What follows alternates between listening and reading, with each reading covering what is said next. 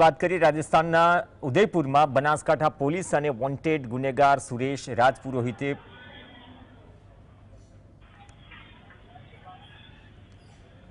Police પર car ચડાવવાનો પ્રયત્ન કર્યો।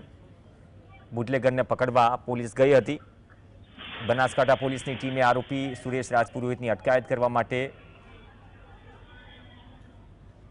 ઉદયપુરના શોભાપુરા વિસ્તારમાં વેગાસ 69 ક્લબ પાસે પહોંચી